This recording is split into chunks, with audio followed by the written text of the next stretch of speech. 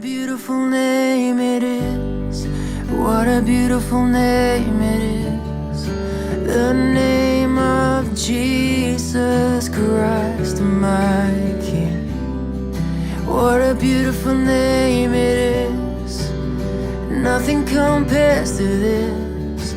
What a beautiful name it is. The name of Jesus.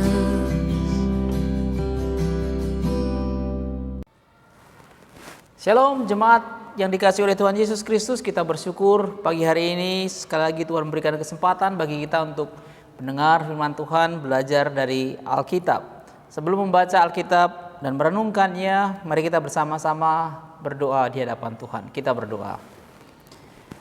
Tuhan, kami berterima kasih untuk anugerah demi anugerah yang boleh kami nikmati sampai hari ini. Kami sadar bahwa hidup kami, perjalanan hidup kami sebagai orang percaya adalah hidup karena anugerah Allah. Dan kami mau merenungkan anugerah Allah itu dalam kehidupan kami. Kami mohon supaya Tuhan bekerja dalam batin kami, dalam diri kami melalui firman Tuhan yang akan kami dengar pada pagi hari ini.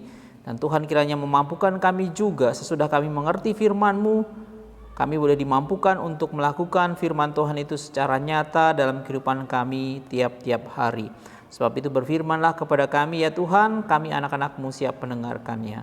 Di dalam nama Tuhan kami Yesus Kristus kami berdoa. Amin.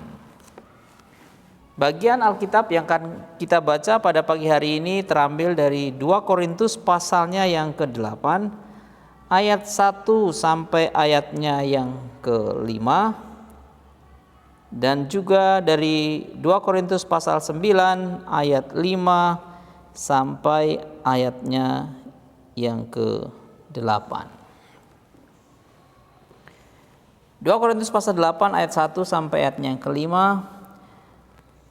Saudara-saudara, kami hendak memberitahukan kepada kamu tentang kasih karunia yang dianugerahkan kepada jemaat-jemaat di Makedonia. Selagi dicobai dengan berat dalam pelbagai penderitaan, sukacita mereka meluap, dan meskipun mereka sangat miskin, namun mereka kaya dalam kemurahan. Aku bersaksi bahwa mereka telah memberikan menurut kemampuan mereka, bahkan melampaui kemampuan mereka. Dengan kerelaan sendiri mereka meminta dan mendesak kepada kami supaya mereka juga beroleh kasih karunia untuk mengambil bagian dalam pelayanan kepada orang-orang kudus. Mereka memberikan lebih banyak daripada yang kami harapkan. Mereka memberikan diri mereka pertama-tama kepada Allah, kemudian karena kehendak Allah juga kepada kami. 2 Korintus pasal 9 ayat 5 sampai 8. Camkanlah ini, orang yang menabur sedikit akan menuai sedikit juga, dan orang yang menabur banyak akan menuai banyak juga. Hendaklah masing-masing memberikan menurut kerelaan hatinya, jangan dengan sedih hati atau karena paksaan. Sebab Allah mengasihi orang yang memberi dengan sukacita. Dan Allah sanggup melimpahkan segala kasih karunia kepada kamu, supaya kamu senantiasa berkecukupan di dalam segala sesuatu dan malah berkelebihan di dalam pelbagai kebajikan. Jemaat yang dikasihi oleh Tuhan Yesus Kristus, hari ini kita akan berbicara tentang hidup dalam kemurahan atau hidup dalam kemurahan hati. Hidup memberi di dalam kemurahan hati. Hidup dalam kemurahan atau hidup memberi dalam kemurahan adalah bagian juga dari kehidupan seorang murid Kristus, seorang yang percaya kepada Yesus Kristus. Kita sudah berturut-turut berbicara tentang hidup di dalam Kristus, hidup di dalam firman, hidup dalam pimpinan Tuhan yang menjadi bagian dari kehidupan seorang yang percaya kepada Yesus Kristus. Hari ini kita berbicara kembali tentang hidup di dalam kemurahan hati. Bagian firman Tuhan yang kita baca pada pagi hari ini memberikan beberapa prinsip tentang bagaimana kita sebagai orang percaya itu hidup di dalam kemurahan hati. Apa yang menjadi dasar bagi kita sehingga kita harus hidup di dalam kemurahan hati. Apa yang menjadi dasar buat kita sehingga kita harus hidup memberi dengan kemurahan hati? Bagian firman Tuhan yang kita baca pada pagi hari ini memberi dasar kepada kita. Yang pertama, kita hidup dalam kemurahan hati, kita memberi dalam kemurahan hati karena kita menyadari anugerah Allah yang begitu besar dalam kehidupan kita. Apa yang kita baca dan dicontohkan oleh jemaat di Makedonia memberikan dengan jelas bahwa jemaat di Makedonia mereka memberi di dalam kemurahan hati karena sadar akan anugerah Allah. 2 Korintus pasal 8 menceritakan bagaimana Rasul Paulus memberikan kesaksian tentang jemaat di Makedonia dalam hal pemberian bantuan kepada jemaat-jemaat di Yerusalem yang pada waktu itu sedang mengalami kesusahan, yang saat itu sedang berada dalam kondisi berkekurangan. Dan jemaat di Makedonia mengambil bagian dalam memberikan bantuan persembahan. Dalam konteks ini adalah memberikan bantuan di diakonia kepada jemaat yang berada di Yerusalem. Jemaat di Makedonia memberikan bantuan ini dalam kemurahan hati karena mereka sadar akan anugerah yang sudah mereka terima dari Allah. Mereka sadar akan berita Injil yang mereka terima dari Rasul Paulus atau dari rasul-rasul yang lain dalam pemberitaan Injilnya. Mereka sadar bahwa Allah itu adalah Allah yang penuh dengan anugerah. Bahwa keselamatan yang mereka terima itu adalah pemberian Tuhan, anugerah Tuhan semata-mata. Dan mereka memahami, mereka mengerti bahwa Allah di dalam Yesus Kristus itu adalah Allah yang memberi. Oleh karena kasih-Nya yang begitu besar kepada manusia, oleh karena kasih-Nya yang begitu besar kepada umat atau jemaat di Makedonia, maka Allah memberikan diri-Nya sendiri di dalam Yesus Kristus yang menjadi manusia untuk menyelamatkan manusia yang berdosa, untuk menyelamatkan jemaat di Makedonia.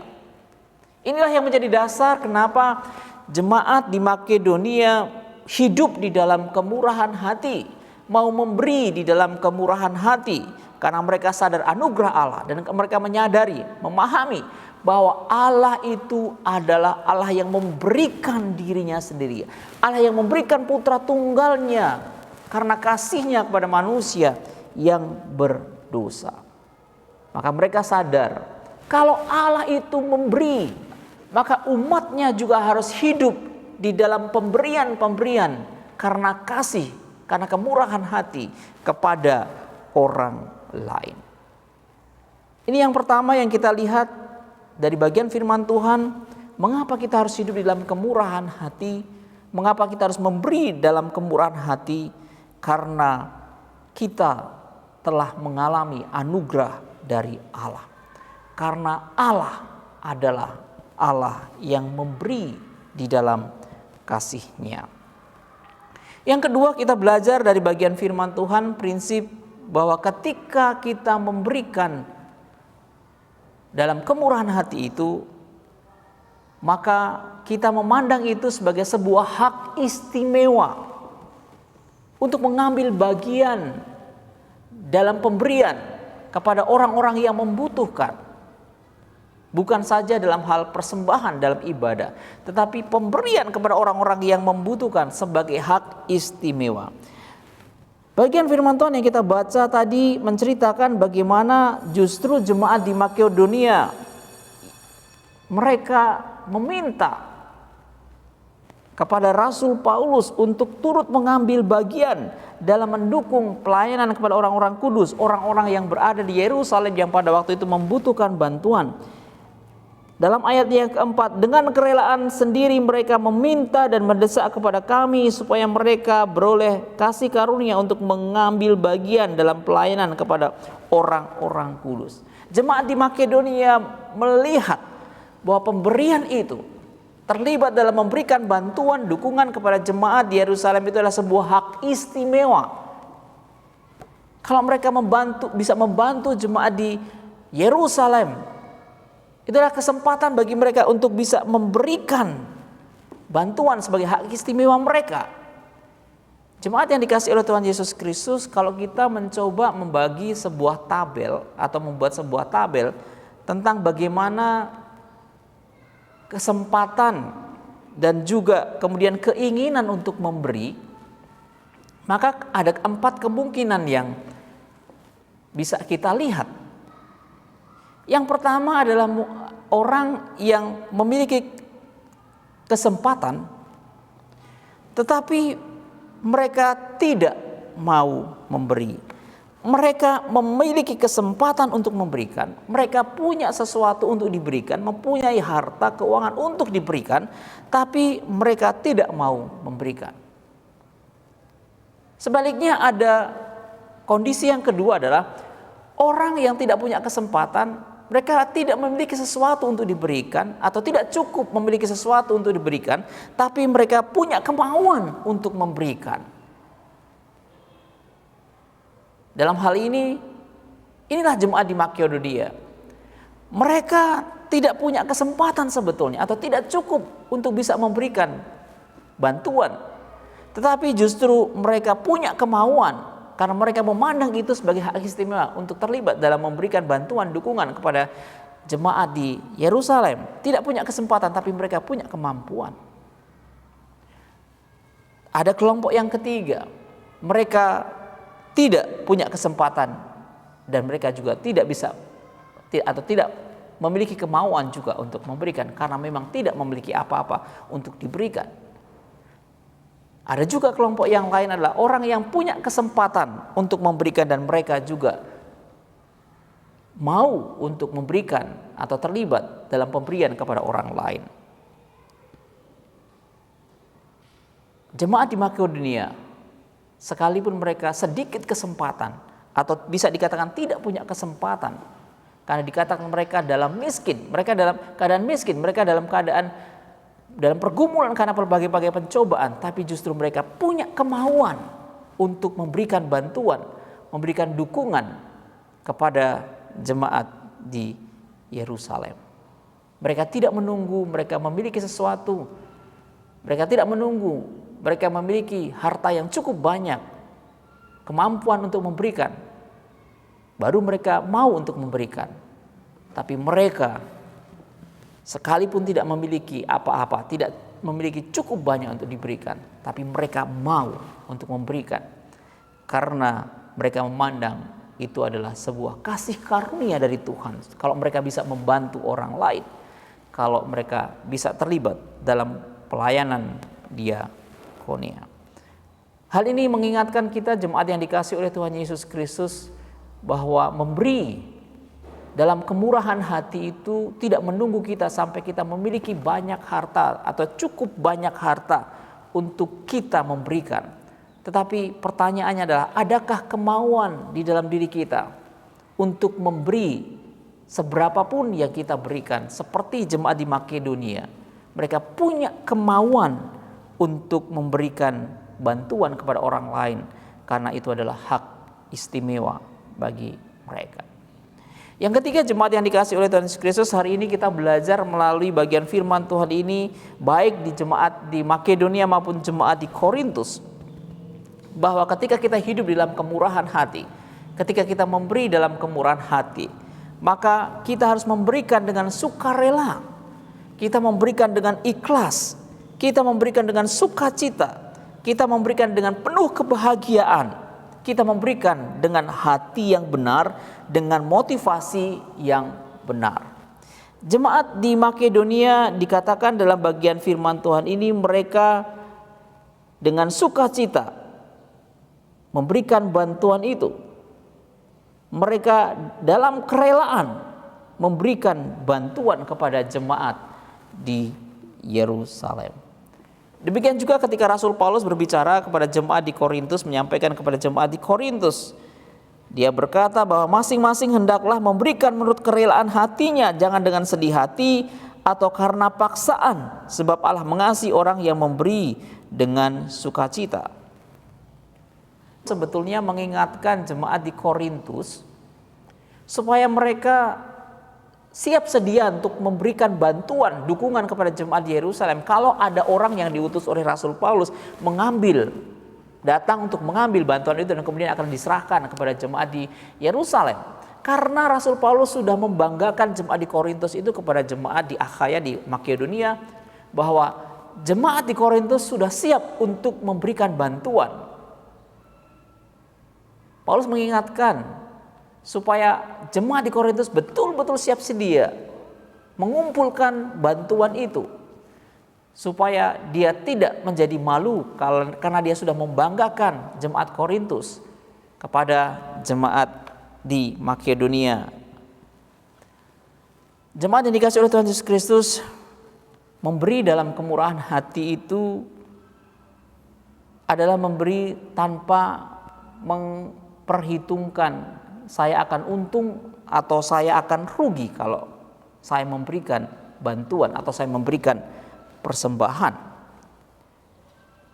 Memberi dengan kemurahan hati itu adalah memberi tanpa banyak komplain, tanpa banyak bersungut-sungut, tanpa banyak memperhitungkan ini dan itu, atau juga bukan karena terpaksa, karena dipaksa, atau karena ada himbauan untuk memberikan, lalu kemudian mikir-mikir mempertimbangkan ini dan itu kemudian saya berikan atau tidak, tetapi memberi dalam kemurahan hati, maka dia akan dengan penuh sukacita, dengan kerelaan hati, dengan hati yang benar, motivasi hati yang benar, memberikan pemberian itu.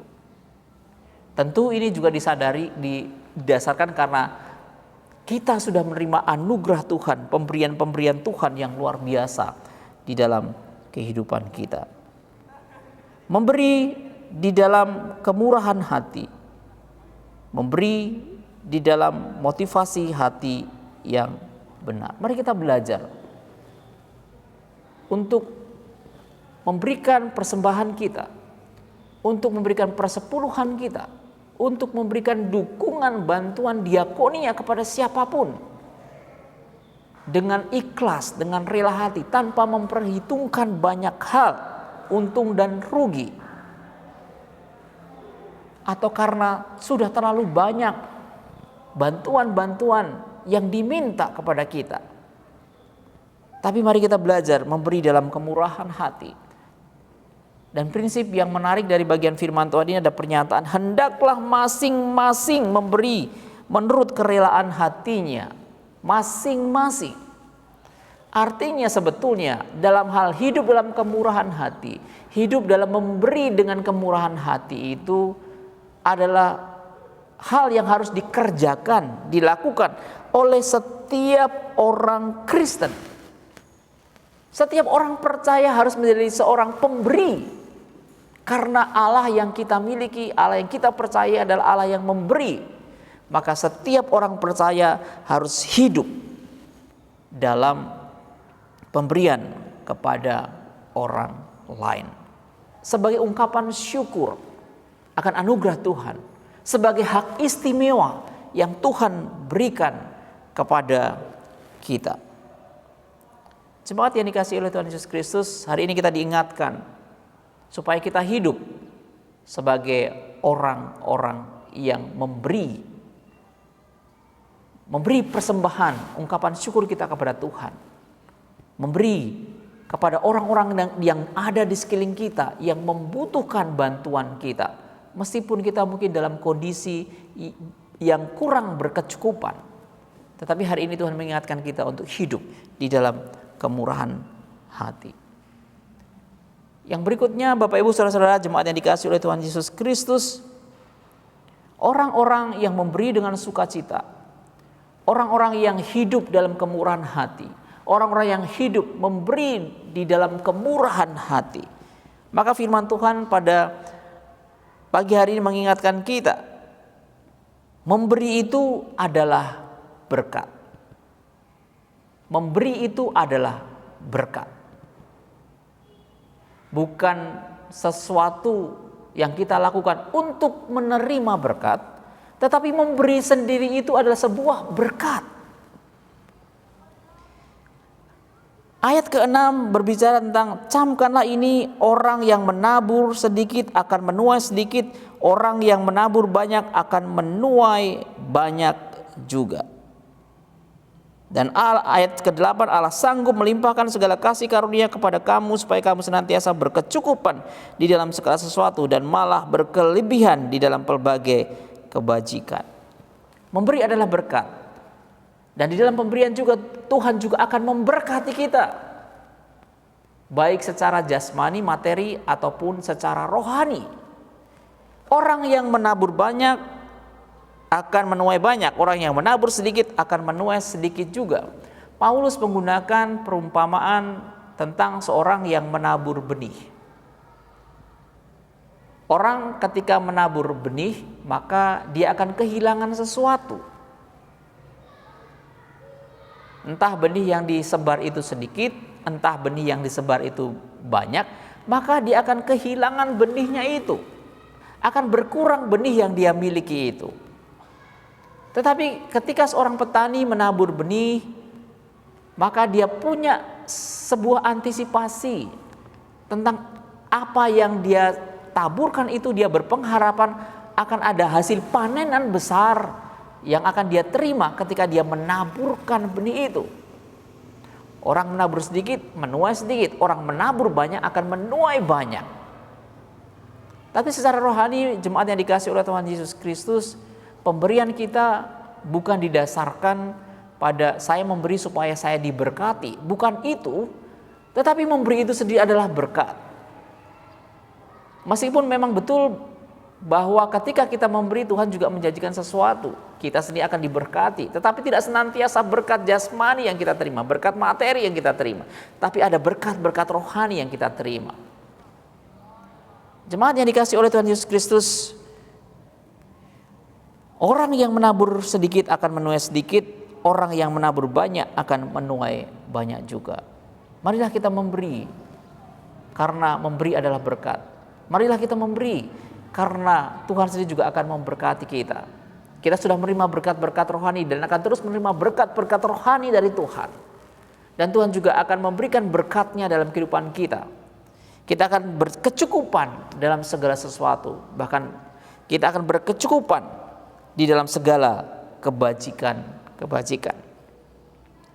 Mari kita belajar hari ini melalui bagian firman Tuhan ini untuk hidup di dalam kemurahan hati, untuk hidup memberi di dalam kemurahan hati, karena kita telah menerima anugerah Allah, karena Allah adalah Allah yang memberi. Marilah kita memberi di dalam kemurahan hati, karena memberi dalam kemurahan hati itu adalah sebuah hak istimewa yang Tuhan berikan kepada kita. Marilah kita memberi di dalam kemurahan hati, karena kita wajib memberi di dalam keikhlasan, sukarela, sukacita, dengan hati yang gembira.